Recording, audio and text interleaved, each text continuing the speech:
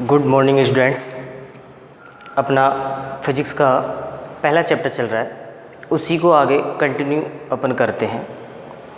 आज की इस क्लास में हम पढ़ेंगे जो विद्युत क्षेत्र की तीव्रता है, बहुत सारे आवेशों के कारण किसी एक आवेश पर जो विद्युत क्षेत्र की तीव्रता का जो फॉर्मूला आएगा, उस फॉर्मूले को या उसका व्यंजक यहाँ पर स्थापित करेंगे। उससे पहले कुछ इम्पोर्टेंट जो इससे पहले वाली क्लास में जो बताया था उसके बारे में यहाँ कुछ डिस्कस करेंगे। यहाँ लिखा हुआ है, किसी स्थान पर विद्युत क्षेत्र की तीव्रता की दिशा ज्ञात करने के लिए वहाँ एकांक धनावेश की कल्पना की जाती है तथा विभिन्न स्रोत आवेशों के कारण विद्युत क्षेत्र पर आरोपित परिणामी बल और विद्युत क्षेत्र की दिशा को क्या करता है, प्रदर्शित करता है। जैसे यहाँ देखिए, अपने पास धनात्मक आवेश है, इस बिंदु P पर एकांक धनावेश की क्या करी, कल्पना करी, एकांक धनावेश की क्या करी, यहाँ पर कल्पना करी। तो विद्युत क्षेत्र की जो तीव्रता की जो दिशा होगी वो स्रोत आवेश से एकांक धनावेश की ओर होगी, क्योंकि स्रोत आवेश यहाँ पर धनात्मक आवेश और एकांक भी धनात्मक आवेश है, लेकिन ये स्रोत जो आवेश है एकांक आवेश से क्या ज़्यादा है, तो इसकी जो विद्युत क्षेत्र की तीव्रता की जो दिशा होगी स्रोत आवेश की ओर होगी। यदि स्रोत आवेश माइनस है यानी कि ऋणात्मक आवेश है, तो एकांक धनावेश यहाँ पर माइनस से क्या होगा, अधिक होगा, तो विद्युत क्षेत्र की दिशा किधर होगी, सोर्स आवेश की ओर होगी। उसके बाद नोट नंबर 2 है, विभिन्न स्रोत आवेशों के कारण विद्युत क्षेत्र की तीव्रता का मान ज्ञात करने के लिए अध्यारोपण के सिद्धांत का क्या करते हैं, उपयोग किया जाता है। ये दो नोट हैं, एक तो विद्युत क्षेत्र की तीव्रता की दिशा कैसे निकालेंगे, उसके बाद विभिन्न स्रोत आवेशों के कारण विद्युत क्षेत्र की तीव्रता का मान कैसे निकालेंगे, अध्यारोपण के सिद्धांत से निकालेंगे।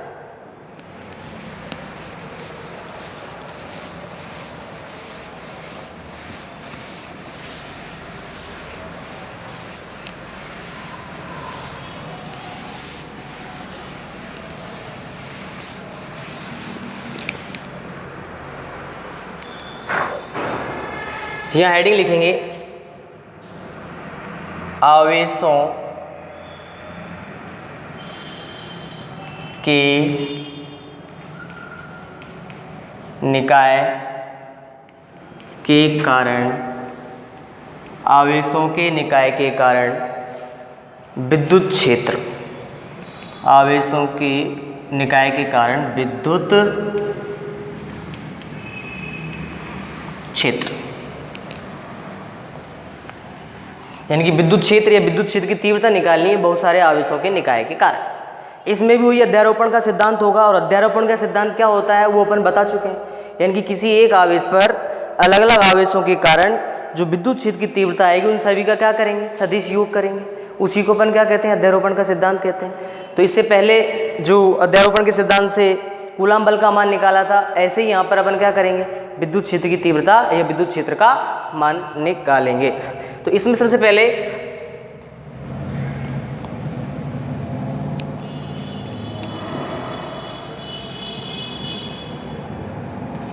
x और y, ये अपना मूल बिंदु O, इस मूल बिंदु O से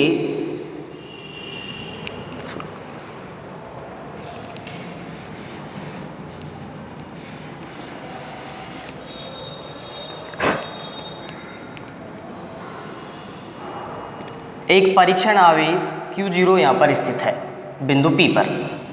एक परीक्षण आवेश बिंदु P पर स्थित है जिसका स्थिति सदिश है R0 सदिश, जिसका स्थिति सदिश क्या है, R0 सदिश है।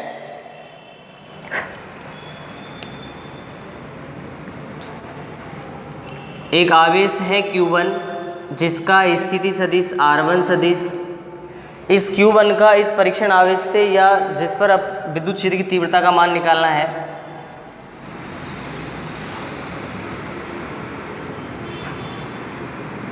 R01 सदिश, क्या है, R01 सदिश। इसके कारण इस पर विद्युत क्षेत्र की तीव्रता का जो दिशा होगी इस डायरेक्शन में, मान लेते हैं ये E01 सदिश, क्या है, E01 सदिश।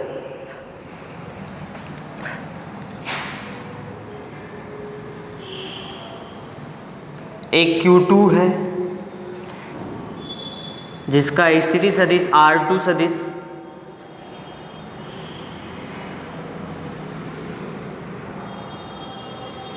विद्युत क्षेत्र की तीव्रता E0 सदिश और यहाँ पर जो सदिश होगा R02 सदिश। इस Q बिंदु पर ये स्थित आवेश है। एक तीसरा आवेश है Q3 जिसका स्थिति सदिश R3 सदिश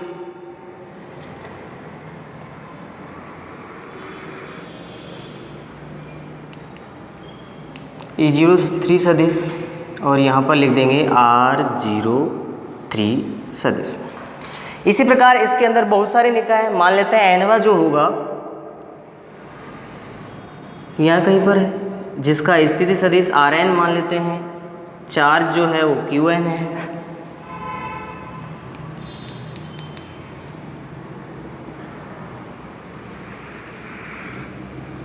वो होगा E0n सदिश और स्थिति सदिश होगा R0n सदिश।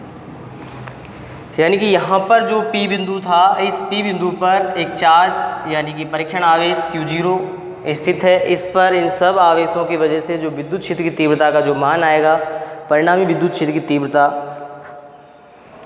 का जो मान आएगा वो मान लेते हैं E। परिणामी विद्युत क्षेत्र की तीव्रता इस P बिंदु पर जो विद्युत क्षेत्र की तीव्रता आएगी मान लिया क्या है E। इन सभी आवेशों के कारण इस P बिंदु पर जो विद्युत क्षेत्र की तीव्रता होगी उन सभी का क्या होगा, सदिश होगा। ये अध्यारोपण का सिद्धांत कहता है। तो यहाँ से E सदिश इक्वल टू हो जाएगा E01 सदिश प्लस E02 सदिश प्लस E03 सदिश plus dot dot dot plus E0n सदिश। ये होगा। और हम जानते हैं E का जो फॉर्मूला आता है E equal to KQ upon R square R cap. तो यहाँ लिखेंगे E सदिश is equal to KQ1 upon R01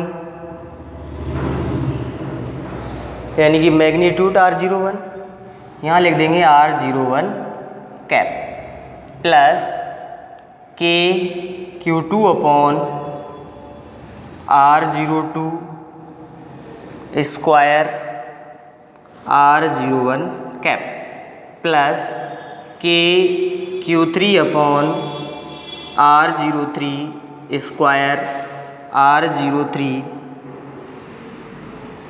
cap plus dot dot dot plus KQN upon R0n square R0n cap. E01 का मान KQ1 upon R01 square R01 cap plus KQ2 upon R02 square R02 cap plus KQ3 upon R03 square R03 cap plus dot dot dot plus KQN upon R0n square R0n cap. यहाँ देखते हैं common आ रहा है K, यहाँ पर हो जाएगा Q1 upon R01 square Q2 upon R02 square R01 cap plus Q2 upon R02 square R02 cap plus Q3 upon R03 square R03 cap plus dot dot dot plus Qn upon R0n square R0n cap.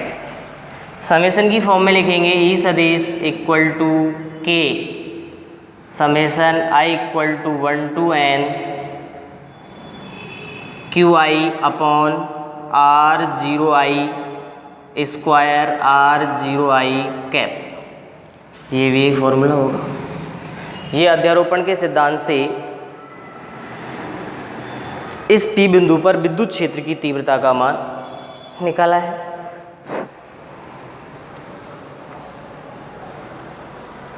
के का जो यहाँ पर मान होगा 1/4 pi epsilon not. के की जो वैल्यू होगी क्या होगी 1/4 पाई एप्सिलॉन नॉट।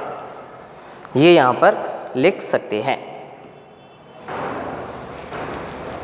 ठीक है बेटा, समझ में आ रहा है?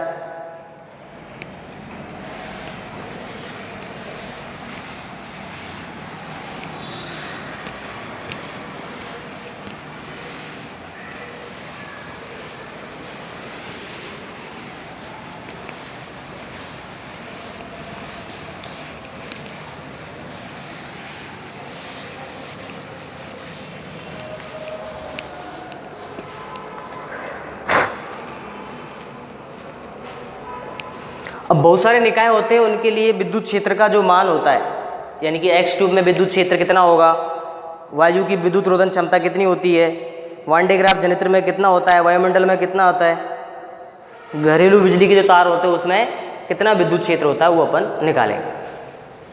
तो यहाँ लिखेंगे निकाय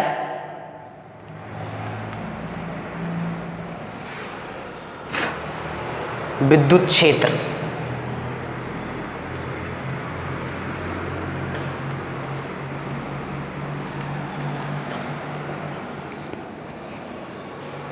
एक्स ट्यूब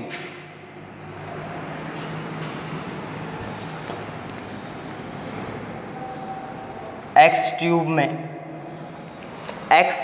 में 5 × 10⁶ न्यूटन अपॉन कूलम।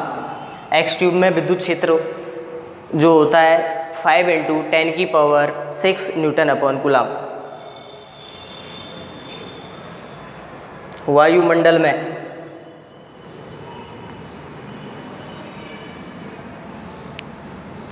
वायुमंडल में 100 न्यूटन अपॉन कूलम। वायु की रोधन क्षमता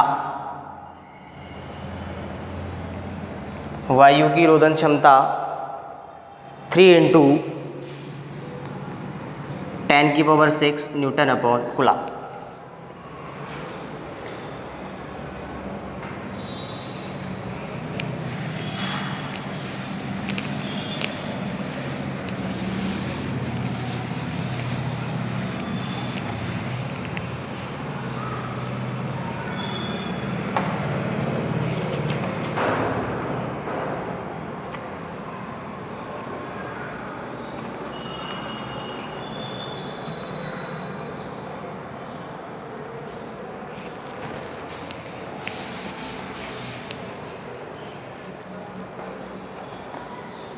इसी में आगे बात करते हैं विद्युत बल रेखाएं।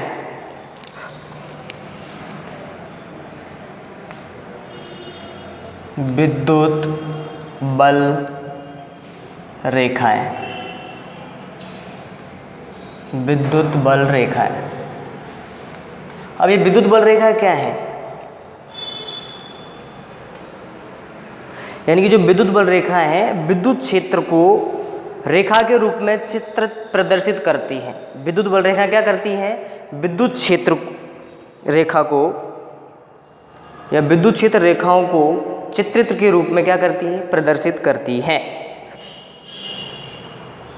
और जो विद्युत क्षेत्र है ये वास्तविक अवधारणा है और विद्युत बल रेखा एक काल्पनिक अवधारणा है, यानी कि जिसको सिर्फ अज्यूम कर सकते हैं विद्युत बल रेखाएं, वो क्या है? काल्पनिक अवधारणा है। तो लिखेंगे इसके अंदर विद्युत बल रेखाएं,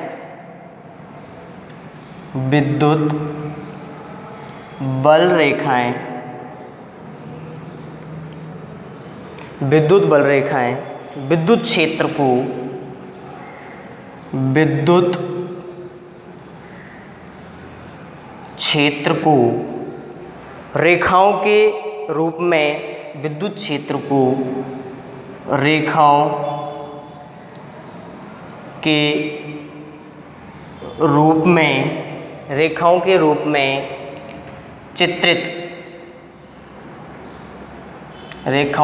में चित्रित प्रदर्शित करती हैं, चित्रित प्रदर्शित करती हैं। इसी में आगे लिखेंगे विद्युत क्षेत्र। विद्युत क्षेत्र वास्तविक अवधारणा है, वास्तविक अवधारणा है, परंतु अवधारणा है, परंतु विद्युत बल रेखाएं, परंतु विद्युत बल रेखाएं, विद्युत बल रेखाएं एक काल्पनिक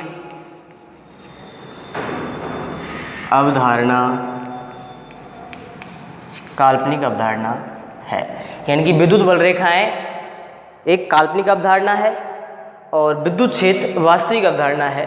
विद्युत बल रेखाएं विद्युत क्षेत्र को रेखाओं के रूप में क्या करती हैं? चित्रित, प्रदर्शित करती हैं।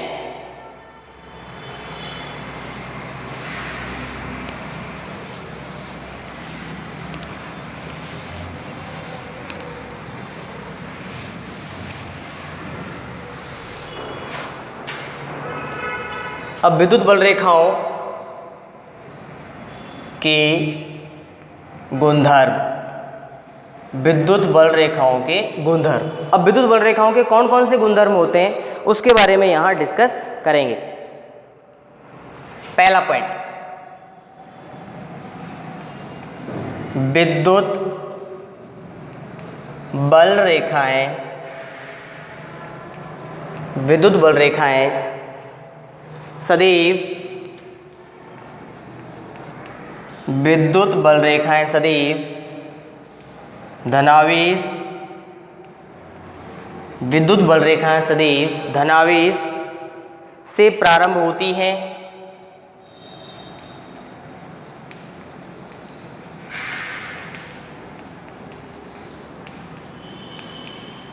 धनावेश से प्रारंभ होती हैं। इसका मतलब क्या है? यानी कि धनावेश से बाहर की ओर निकलती हैं एवं ऋणावेश पर समाप्त होती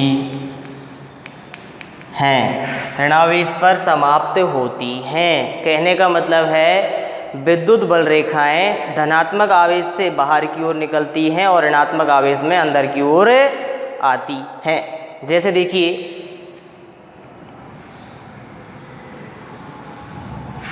ये एक धनात्मक आवेश है, इसमें विद्युत बल रेखाएं बाहर की ओर निकलती हैं।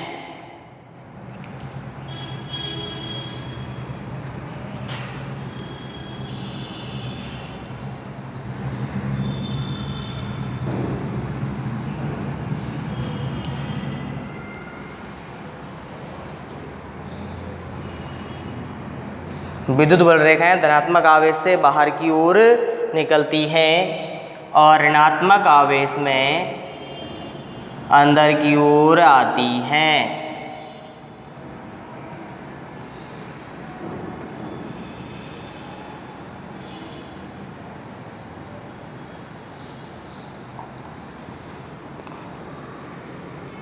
किधर आती हैं? अंदर की ओर।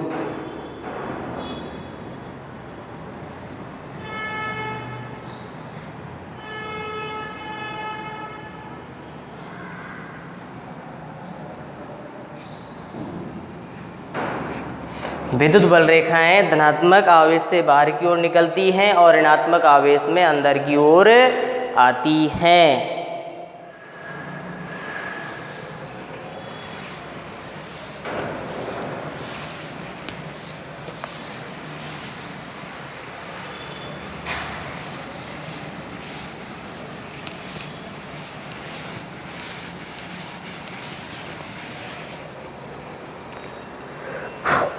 दूसरा गुणधर्म, विद्युत बल रेखाओं के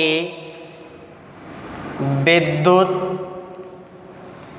बल रेखाओं के विद्युत बल रेखाओं के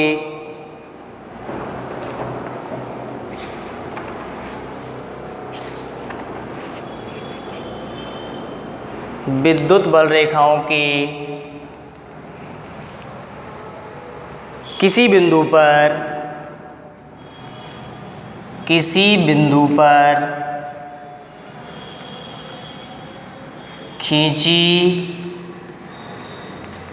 गई स्पर्श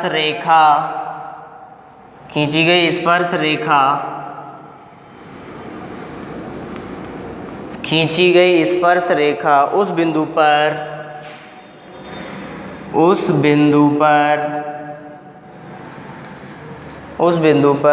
विद्युत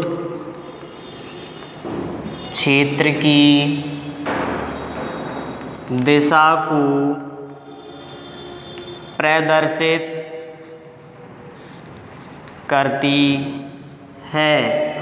यानी कि विद्युत बल रेखाओं के किसी बिंदु पर खींची गई स्पर्श रेखा उस बिंदु पर विद्युत क्षेत्र की दिशा को प्रदर्शित करती है। देखिए, ये एक विद्युत बल रेखा है।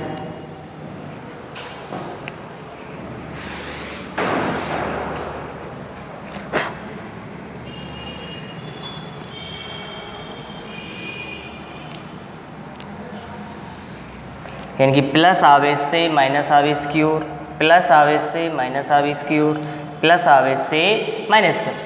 इस बिंदु पर खींची गई स्पर्श रेखा, इस बिंदु पर खींची गई स्पर्श रेखा यानी कि विद्युत बल रेखाओं के किसी भी बिंदु पर खींची गई स्पर्श रेखा उस बिंदु पर विद्युत क्षेत्र की दिशा को क्या करती है? प्रदर्शित करती हैं। ए सदिश, ईबी सदिश और ईसी सदिश उस बिंदु पर खींची गई स्पर्श रेखा विद्युत क्षेत्र की दिशा को प्रदर्शित करती है। यदि ये एक समान रेखा है तो यहाँ पर क्या आ जाएगा? ई और ई। यदि ये अलग अलग है तो इनका नामकरण अलग अलग हो जाएगा।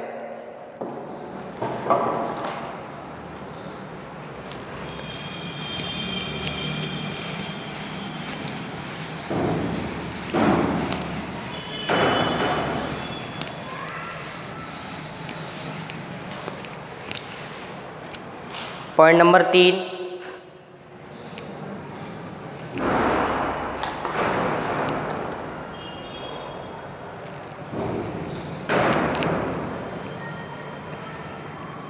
दो विद्युत बल रेखाएं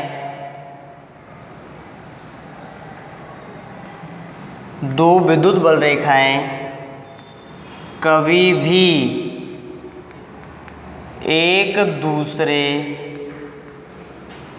को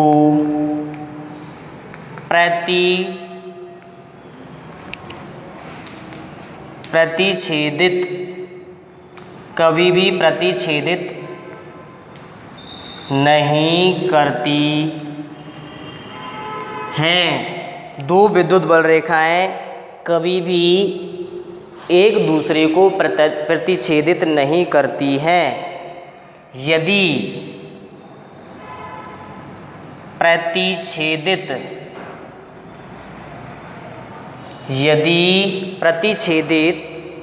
करेंगी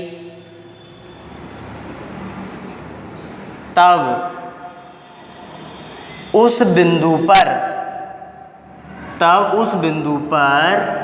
यानी कि क्या कह रहा है? दो विद्युत बल रेखाएं कभी भी एक दूसरे को प्रतिच्छेदित नहीं करती हैं। यदि प्रतिच्छेदित करेंगी तब उस बिंदु पर दो स्पर्श रेखाएं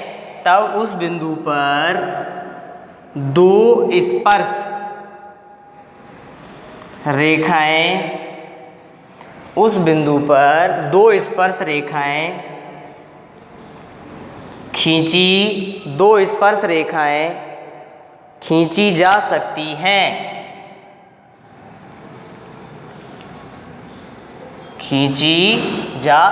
हैं। यानी कि यदि स्पर्श करेंगे तो उस बिंदु पर दो स्पर्श रेखा खींची जा सकती है। इसका मतलब दो स्पर्श रेखा खींची जा सकती है। एक ही बिंदु पर दो विद्युत क्षेत्र की दिशा होगी, यानी कि विद्युत क्षेत्र की दिशा क्या हो जाएगी? वहां पर दो हो जाएगी,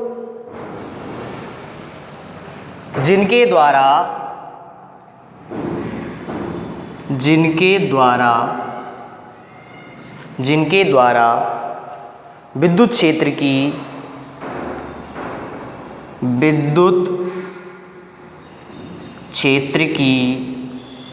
दो दिशाएं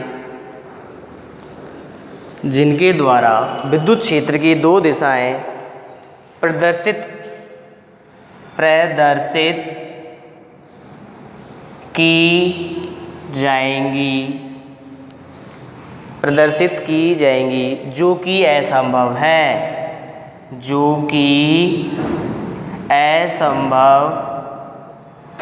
है। यानी कि दो विद्युत बल रेखाएं कभी भी एक दूसरे को प्रतिच्छेदित नहीं करती हैं। यदि प्रतिच्छेदित करेंगी तब उस बिंदु पर, कौन से बिंदु पर?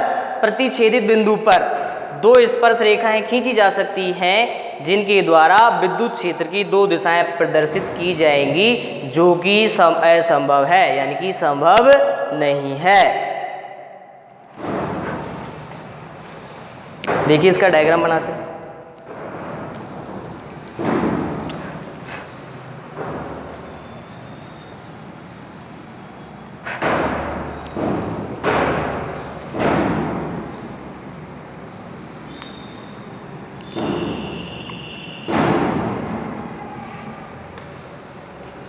ये कौन सी रेखा है? स्पर्श रेखाएं।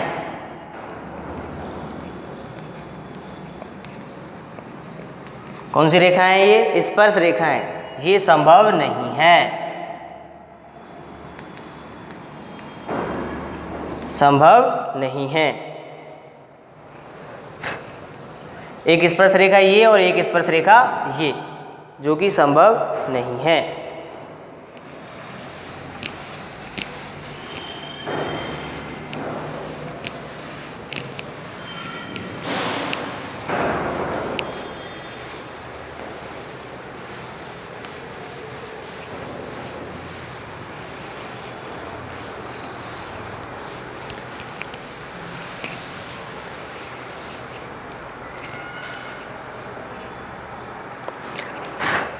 इससे आगे वाली जो विद्युत बल रेखाएं बची हुई हैं, इससे अगली जो क्लास होगी उसमें पूरा करेंगे। आज के लिए इतना ही। Thank you. Have a nice day.